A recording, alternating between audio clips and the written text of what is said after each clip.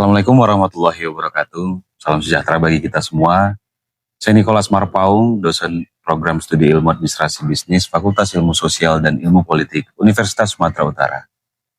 Kali ini saya mendapatkan kesempatan untuk menampilkan video mengajar dalam rangka penilaian pada sertifikasi dosen tahun 2025.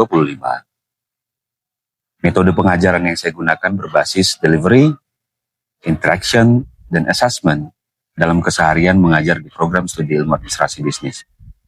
Saya mengutip pernyataan Profesor Stella Christie, Wakil Menteri Riset Saindikti, yang menyatakan bahwa penelitian tanpa mengembangkan bahan ajar dan pengajaran tanpa mengembangkan hasil dari penelitian, hasilnya adalah semu. Maka dari itu, pengajaran yang saya lakukan selalu mengedepankan dan mengutamakan bahan-bahan yang saya peroleh berdasarkan hasil penelitian, seperti pada mata kuliah yang saya ajarkan kali ini. Semoga bahan ajar serta pengajaran kali ini dapat menjadi manfaat, serta memberikan penilaian pada perspektif masing-masing individu dosen dalam melakukan tridharma di perguruan tinggi. Saya Nicholas Marpaung, berikut video mengajar selengkapnya. Terima kasih. Baik, Assalamualaikum warahmatullahi wabarakatuh. Selamat pagi rekan-rekan semua. Ya, terima kasih ya sudah hadir di perkuliahan hari ini. On time sekali ya waktunya ya, jam 10 kalian on time datang. Saya juga jam 10 on time juga datangnya. Ini enak ya kalau sama-sama on time ya kuliahnya ya. Oke, baiklah teman-teman, kita hari ini sudah masuk di pertemuan ketiga ya, pertemuan perkuliahan kita yang ketiga. Ini lanjutan materi hari ini adalah lanjutan dari materi minggu lalu, tapi sebelum kita melangkah lebih jauh lagi di perkuliahan kita, ada baiknya kita seperti biasa nih, berdoa dulu ya kan. Jadi bagusnya kita selalu mengawali kerjaan-kerjaan kita itu dengan doa seperti biasa. Baiklah teman-teman, sebelum kita mulai, mari kita berdoa menurut agama kepercayaan kita masing-masing. Doa dimulai.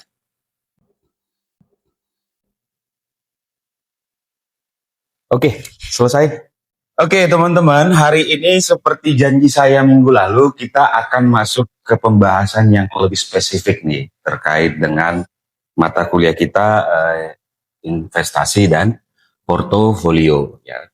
Saya sudah di awal pertemuan pertama kemarin, di pertemuan pertama saya sudah jelaskan kontrak kuliah kita seperti apa, kemudian juga nanti ada setiap hari itu atau setiap pertemuan akan ada saya keluarkan satu soal untuk di UTS maupun di UAS. Jadi mohon diperhatikan secara seksama. Tapi sebelum kita mulai lebih jauh lagi, saya mau tanya sama kalian, apa masih ingat dengan materi kita minggu lalu?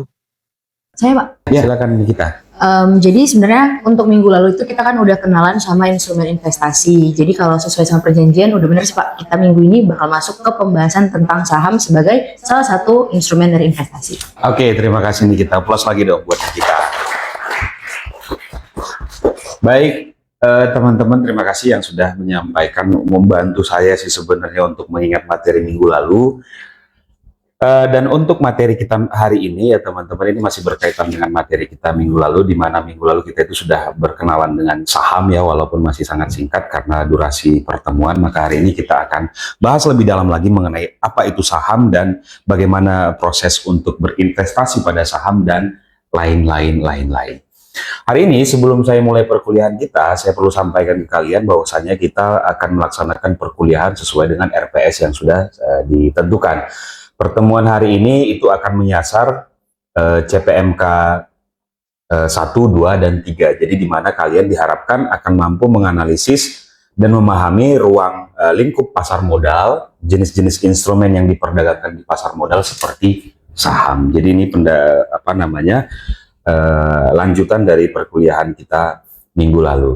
Baiklah, sebelum saya mulai, satu orang bagus nih kalau misalnya bisa kasih pendapat tentang saham itu. Apa sih yang paling kalian tahu tentang saham, atau apa sih yang paling mudah untuk mengidentifikasi, oh ini adalah saham, atau cara kalian mendefinisikan saham itu seperti apa? Saya boleh dong, kalau misalkan ada satu orang yang bisa jelasin saham itu apa? Saya Pak? Ya, silakan Charlie. Baik, menurut saya saham itu adalah bukti kepemilikan dari sebuah perusahaan. Oke Charlie, thank you Charlie. Terima kasih. Applause dulu buat Charlie.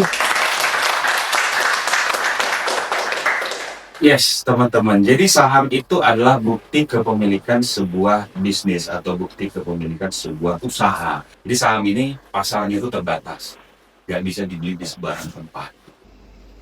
Saham itu sama dengan stok, dan saham itu sama dengan sekuritas. Jadi jangan heran nih, jangan salah dia. Nanti kalau kalian bilang saham, iya saya punya modal juga nih gitu. Modal. Jadi kita agak keliru karena kita nggak paham sebenarnya bahwasanya saham itu sama dengan modal, saham sama dengan efek, saham itu sama dengan stok, dan saham itu juga bahasa lainnya adalah sekuritas. Di pasar modal di Indonesia itu namanya apa? Namanya Bursa Efek Indonesia. Bursa ini apa? Bahasa Indonesianya? Pasar.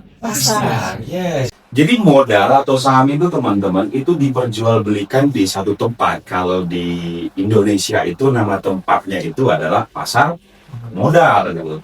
Tapi bukan pasar modal namanya sebenarnya, melainkan Bursa Efek Indonesia. Di Bursa Efek juga ada, tapi bukan makelar dalam tanda negatif ya. Makelar di sini adalah perantara yang resmi atau disebut dengan istilah broker. Dengan istilah broker ya. Broker ini adalah perantara resmi, ada aturannya, berapa fee yang mereka ambil juga ada aturannya, kemudian tata cara, kemudian juga syarat-syarat mereka jadi broker juga ada. Kenapa harus pakai broker sih Pak? Pertanyaan begitu, kenapa harus pakai broker? Kenapa harus pakai perantara? Karena di sini yang membedakan dengan instrumen atau jualan barang-barang lainnya. Kenapa demikian? Karena kalau di Bursa Efek ini mewajibkan atau mengharuskan seseorang calon investor itu tidak bisa langsung beli sahamnya. Dia harus pakai perantara. Ini siapa yang bilang seperti ini? Ini peraturan dari pemerintah, peraturan dari Bursa Efek. Kenapa nggak langsung saja gitu? Alasannya adalah kurang efisien. Kenapa? Karena untuk memfasilitasi banyak calon investor yang jumlahnya bahkan kita nggak bisa prediksi setiap hari mereka mau beli berapa, jumlahnya ada berapa, jumlah investornya ada berapa, ini kan kurang efisien ya. Jadi maka dari itu diperlukan yang namanya broker. Pernah dengar? Anjay, yes, itu adalah salah satu contoh broker dari perantara antara calon-calon investor dengan dengan Bursa Efek. Saham itu memiliki nilai, ya. Saham memiliki nilai, dan pertanyaannya adalah kenapa sih harus jual saham? Perusahaan itu kenapa harus jual sahamnya sih? Ini teman-teman, ya, saham ini sebenarnya atau menjual saham ini adalah salah satu strategi perusahaan untuk mendapatkan dana segar. Nah, di sini ada jenis-jenis saham yang harus kita pahami sama-sama, yaitu ada saham preferen dan spesialis saham. Jadi, sebelum dia ditawarkan ke publik, perusahaan yang belum menawarkan ini disebut sebagai perusahaan private. Tapi ketika perusahaan sudah menawarkan sahamnya secara perdana ke publik, atau istilah kerennya itu go public. Go public. Jadi perusahaan yang sudah go public boleh kalian tawar atau boleh kalian miliki sahamnya. Ya, saham baru dapat dijual dengan berbagai macam cara. Contohnya itu atau kriterianya itu seperti yang ada di layar ini, dijual kepada pemegang saham yang sudah ada, dijual kepada karyawan lewat yang namanya ESOP atau Employee Stock Ownership Plan. Jadi begini, saya jelaskan sedikit dulu ke yang pertama nih, poin yang pertama. Ketika saham dijual kepada pemegang saham yang sudah ada, ini adalah bentuk dari perusahaan tersebut ingin mengamankan saham terlebih dahulu di internal perusahaan daripada dijual ke publik dulu.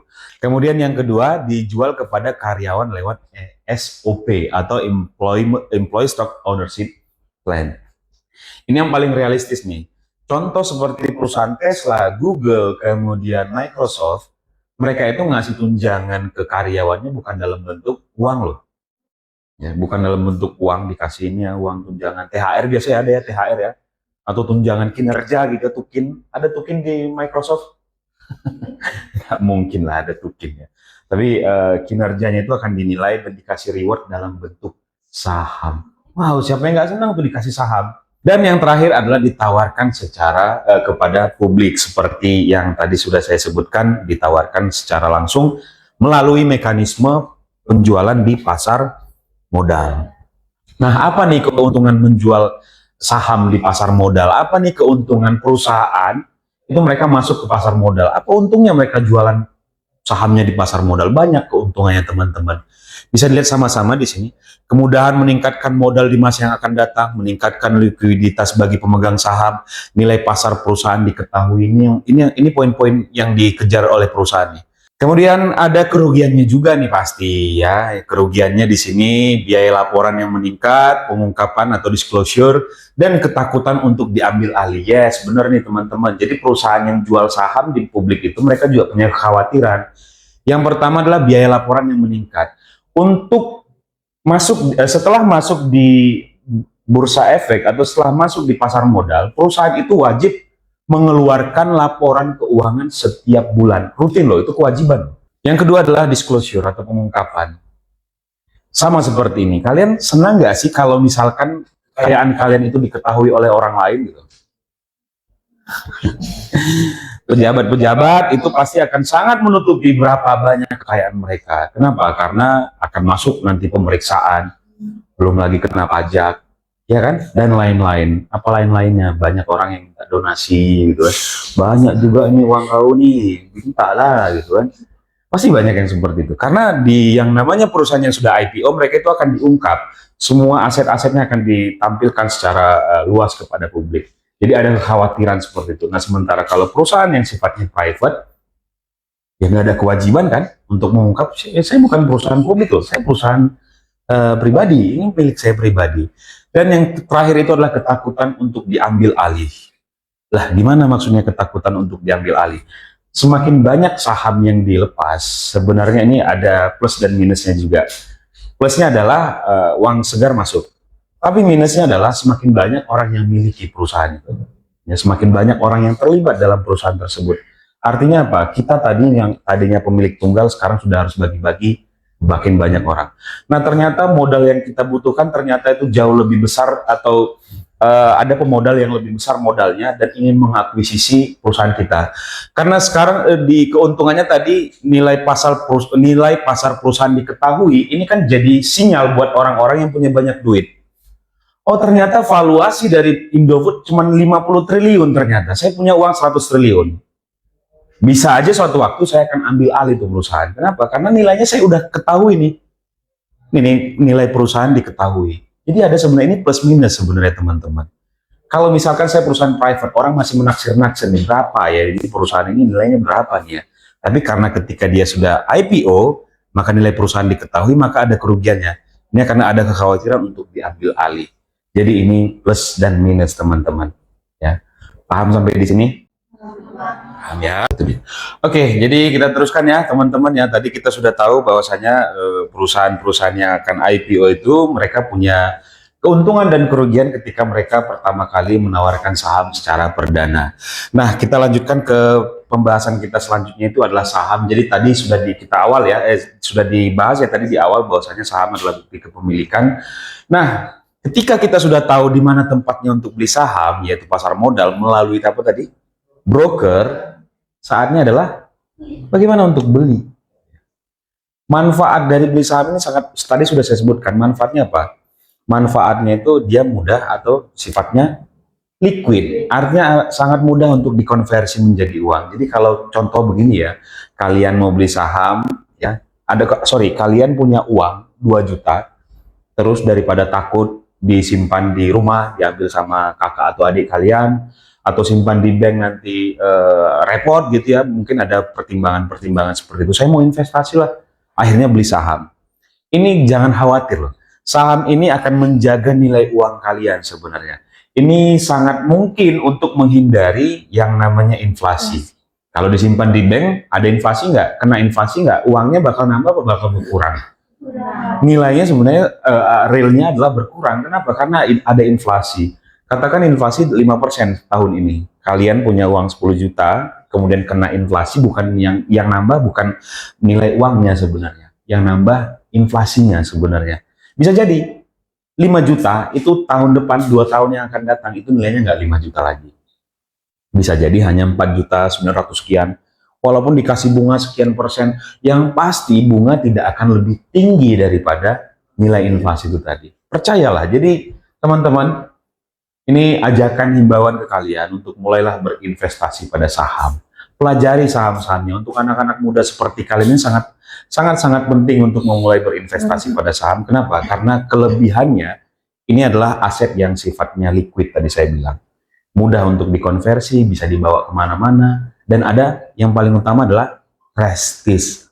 Ketika kita bergabung atau kita dianggap jadi salah satu pemilik minoritas, bahkan sangat-sangat minor lah ya, pemilik saham tertentu, misalkan saham perusahaan Indofood, oh saya punya saham Indofood tuh, image-nya kan bagus ya, daripada saya punya tabungan di bank gitu, ya semua orang juga punya tabungan di bank. Jadi teman-teman ya, mulailah untuk memulai berinvestasi pada saham karena kelebihannya itu tadi. Tapi perlu dipertimbangkan bahwasanya berinvestasi itu bukan sesuatu yang tanpa risiko ya. Ada risiko, ada keuntungan, dan ada risiko.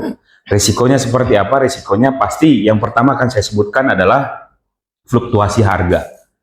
Oke, fluktuasi harga ketika kalian beli hari ini 10.000 katakan satu lembar saham BCA, kemudian nanti 2 minggu lagi harganya sudah 9.000. Ini anak-anak muda biasanya begitu tuh, langsung panik, aduh, mana nih rugi. Itu bukan rugi namanya teman-teman, itu sudah risiko. Itu fluktuasi harga namanya. Kalian bisa benar-benar dianggap rugi ketika kalian beli harga 10.000, besoknya turun harga 9.000, terus kalian panik, kalian jual gitu. Kalian lepas, itu baru disebut rugi. Itu investasi nggak namanya? No. Kenapa? Karena prinsip investasi adalah untuk mendapatkan keuntungan. Jadi jangan panik ketika harga turun, itu hal yang sangat wajar. Lihat ya, harga emas beberapa bulan terakhir dalam tahun ini tuh naik turun kayak apa ya, di rumah sakit itu yang gini-gini tuh detak jantung, pendeteksi detak jantung gitu. Jadi pertama kalian harus pahami risikonya. Keuntungannya sudah pasti ya. Keuntungan itu adalah margin ya, capital gain atau margin selisih beli dengan selisih jual. Jadi ketika kalian beli hari ini 10.000, kemudian di kemudian hari 1 tahun kemudian harganya 12.000 dan kalian jual, dapat untung nggak, selisih nggak itu? Itulah yang disebut sebagai keuntungan dalam investasi saham. Ada nggak Pak yang cepat keuntungannya? Ada. Caranya gimana? Caranya kalian harus melihat secara detail tuh, ngikutin pasar banget gitu. Oh, perkembangan pasar, kemudian menggunakan analisis teknikal dan fundamental untuk memilih aset mana yang paling menguntungkan di masa yang akan datang. Ya, jadi saya rasa itu sangat mudah untuk dipahami ya, memilih memilih saham yang untuk disimpan dalam waktu jangka panjang itu tentu punya pertimbangan yang harus matang. Oke, kira-kira ada yang mau bertanya kira-kira? Saya, Pak. Ya, Modeska, silakan Modeska. Tadi Bapak sudah menjelaskan mengenai saham, Pak. Jadi saya izin bertanya mengenai untuk seorang mahasiswa yang sedang tertarik untuk memulai investasi, menurut Bapak, jenis investasi apa yang cocok untuk pemula seperti saya, Pak? Terima kasih. Thank you, Modeska. Plus dulu dong, biar semangat nih. Yes, Modeska. Ini pertanyaan yang sangat umum ya untuk pemula-pemula. Saya anggap kalian pemula lah dalam investasi, khususnya instrumen saham ya. Jadi banyak pertimbangan sebenarnya, tapi jangan anggap pertimbangan ini yang akan saya sebutkan ini sebagai hal yang berusaha atau berupaya untuk menakut-nakutin gitu ya. Karena tadi prinsipnya saya sudah jelaskan ada dua nih kalau kita mau melihat atau memulai investasi saham. Kita harus pahami, yang pertama adalah profil perusahaannya, dan yang kedua, kita harus paham risiko dan keuntungannya. Yang pertama, untuk dilakukan oleh seorang pemula adalah kita harus tahu dulu perusahaan apa yang mau kita beli sahamnya. Profiling. Ini dengan memprofiling perusahaan tertentu, kalian itu sudah menerapkan satu strategi namanya analisis secara fundamental. Ya, fundamental. Kita lihat dulu perusahaannya. Coba saya tanya sama kalian, perusahaan apa nih kira-kira yang punya image bagus? BCA ya, BCA. Kalau perusahaan perbankan kita bilang BCA gitu. Ini nggak usah dianalisis pun, maksudnya nih mohon maaf ya, kita nggak usah buka internet sekalipun, kita tahu BCA ini perusahaan bagus. Perusahaan bagus, buktinya apa? Dari pelayanan juga. Yes, pelayanan satu. Kemudian apa kira-kira yang membuktikan bahwasanya perusahaan ini perusahaan besar loh, image-nya bagus loh? Harga saham? Harga saham, yes, nilai sahamnya. Tapi yang lebih mudah untuk kalian lihat, secara fisik kalian lihat, oh iya ya, di mana-mana nih perusahaannya. Bukti fisiknya menunjukkan bahwasanya ini perusahaan sangat besar adalah dengan kehadiran cabang-cabangnya hampir di seluruh daerah, di pelosok-pelosok di Indonesia pun ada BCA. Itu buktinya tuh. Dari mana kita bisa anggap atau perusahaan itu punya nilai bagus kalau kita bukti fisiknya aja nggak bisa lihat. Contoh Indofood, produk-produknya hampir setiap hari nggak kita lihat. Yes, semakin sering produk tersebut kalian lihat, maka kita bisa nilai secara duga-dugaan sementara lah, berhipotesis bahwa perusahaan tersebut adalah perusahaan yang bagus. Tapi ingat, barang bagus pasti mahal. Yes, jadi ini resiko nih. Mahasiswa pasti pertimbangannya adalah keuangan. Saya cuma punya sekian, jajan saya cuma sekian, saya bisa beli saham apa nih? Beli saham Indofood seperti yang tadi Bapak bilang kayaknya nggak masuk akal deh Pak. Gitu. Saya paling bisa beli 1 lembar gitu. Nggak mungkin ya, nggak bisa ya, beli minimal saham itu harus minimal 1 lot, 100 lembar. Sementara harganya 10.000 saham BCA, let's say katakan demikian, kita berarti butuh 1 juta. Wah, jajan saya aja nggak sampai segitu Pak, gimana dong? Alihkan ke yang lain. Jadi strateginya saya nggak mau mengarahkan kalian, saya bukan financial advisor dia di sini ya, saya hanya lecturer yang coba untuk berbagi sudut pandang aja. Jadi kalaulah keuangan kalian terbatas untuk membeli saham yang harganya bagus karena image-nya bagus, itu sih ya paling utama ya. Kalian harus profiling dulu perusahaannya, lihat perusahaan tersebut bagus atau tidak dari bukti-bukti tadi. Dan kalau mahal ya udah skip aja ya, gak usah dibeli gitu. Alihkan ke yang lain. Yang lain yang seperti apa? Saya nih, pendapat saya pribadi, karena saya pernah melakukannya. Saya akan cari perusahaan-perusahaan yang punya prospeknya cukup bagus. Bisa jadi lain daripada yang lain. Contohnya saya beli saham ada namanya perusahaan Wi-Fi. Kodenya itu di Bursa Efek namanya Wi-Fi, WIFI. Ini adalah salah satu perusahaan teknologi. Nah biasanya orang-orang karena ini perkembangan teknologi yang semakin hari semakin masif, biasanya ini akan mudah berkembang. Pasarnya akan selalu tumbuh nih. Saya akan coba membahas atau membaca, menganalisis perusahaan-perusahaan tersebut.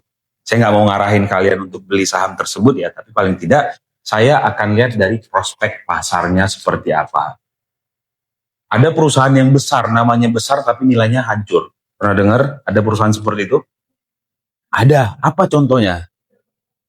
Yes, Garuda Indonesia. Ini perusahaan, mohon maaf nih saya harus buka. Perusahaan yang sangat terkenal. Bahkan orang sampai sekarang masih menggunakan produknya dan jadi kebanggaan. Tapi nilai sahamnya anjlok. Hancur sehancur-hancurnya. Bahkan ada di angka Rp50 per lembar.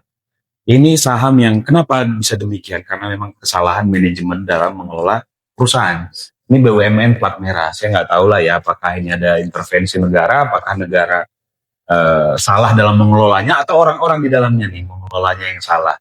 Itu salah satu. Kemudian yang kedua ada perusahaan lagi-lagi dari negara nih. Pernah dengar namanya Adikarya? Wijaya Karya, pernah dengar? Ini adalah perusahaan konstruksi milik negara.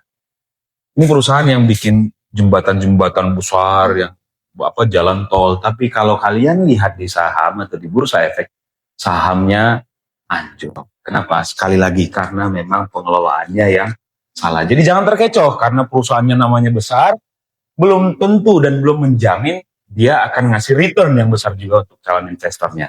Bukan berarti dia perusahaan kecil akan memberikan return yang kecil juga. Ini balik lagi ke analisis teknikal dan fundamental serta profiling yang kalian lakukan. Baiklah teman-teman, sepertinya perkuliahan kita hari ini sudah di ujung, tapi sebelum saya tutup perkuliahan kita hari ini, saya akan kasih tugas ya. Kasih tugas untuk kalian, dan seperti janji saya tadi, di akhir perkuliahan nanti akan ada yang meresum dan akan ada kuis, sedikit kuis, 1 atau 2 orang akan mencoba, saya kasih kesempatan untuk jawab kuisnya. Untuk minggu depan tugas yang kalian lakukan adalah kalian harus melakukan yang namanya pendaftaran pada perusahaan sekuritas seperti broker yang saya sudah sebutkan tadi. Coba kalian baca-baca dulu, profiling dulu atau identifikasi dulu, kemudian kalian saya minta mulai minggu depan sudah menyiapkan portofolio, ya. Kalian sudah mendaftar pada akun-akun broker sekuritas yang sudah kalian tentukan, gitu ya. Jadi tugas kalian dari mulai hari ini adalah coba kalian pelajari mana yang cocok dengan profil investasi yang kalian inginkan. Silahkan, saya nggak ada masalah ketika kalian pilih A, B, C, D, itu nggak ada masalah. Nggak harus A, nggak harus B, silahkan pilih yang mana aja juga silahkan. Jadi tugas kalian adalah silahkan baca-baca dulu ya. Kemudian minggu depan saya sudah dapatkan pilihan dari kalian. Saya sudah dapat dalam bentuk paper ya. Papernya kalian analisis dulu perbandingan antara masing-masing broker dan kalian pilih yang mana. Sudah sampai di situ aja. Dan silahkan kalau mau daftar juga silahkan, lebih bagus. Tapi kalau masih menunggu-nunggu dulu, tidak ada masalah. Ya. Tiba di ujung perkuliahan kita hari ini, seperti yang sudah saya janjikan di mekanisme pertemuan kita hari ini, di akhir perkuliahan akan ada yang meresum. Saya akan kasih kesempatan kalian untuk dapat nilai tambahan dengan meresum perkuliahan kita hari ini. Silahkan teman-teman, siapa tahu ada yang mau meresum, memberikan rangkuman dari perkuliahan kita hari ini, silahkan angkat tangannya. Saya Pak. Ya, silahkan Anissa. Oke Pak. Kalau bisa saya simpulkan, untuk materi kita pada hari ini tuh sangat informatif dan menarik ya Pak. Seperti investasi, saham, dan pasar modal, di mana investasi itu adalah sesuatu yang kita korbankan untuk mencari keuntungan, dan saham adalah bukti kepemilikannya, serta pasar modal adalah tempatnya. Jadi investasi itu penting banget ya Pak, bukan hanya untuk para pekerja ternyata. Untuk mahasiswa kita, seperti kita itu juga sangat penting dan emang harus dimulai gitu sih Pak. Jadi investasi saham itu harus menggunakan strategi yang seperti Bapak bilang tadi, yaitu strategi teknikal dan juga fundamental untuk meminimalkan risiko. Nah, selain itu, untuk kita sebagai pemula atau beginner, saham yang reliable adalah saham dengan image perusahaan yang positif dan juga terkenal. Jadi seperti itu saja sih Pak yang bisa saya simpulkan untuk materi hari ini. Oke, terima kasih Anissa.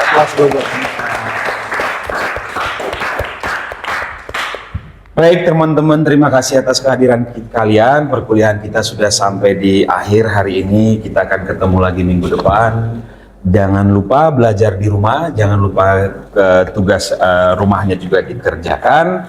Minggu depan kita akan masuk ke materi selanjutnya, adalah materi tentang penilaian atau nilai-nilai investasi pada saham. Ya, kita akan masuk ke teknik-teknik dalam penentuan strategi pengambilan keputusan investasi, yaitu saham dalam analisis teknikal dan fundamental yang lebih detail. Oke, silahkan baca-baca buku, silahkan baca-baca internet, baca-baca informasi-informasi terkait dengan perkuliahan kita agar memudahkan kita dalam memahami perkuliahan ini. Dengan demikian, saya ucapkan terima kasih atas kehadiran kalian. Kita ketemu lagi minggu depan. Saya tutup. Terima kasih. Wassalamualaikum warahmatullahi wabarakatuh. Waalaikumsalam warahmatullahi wabarakatuh. Terima kasih Pak.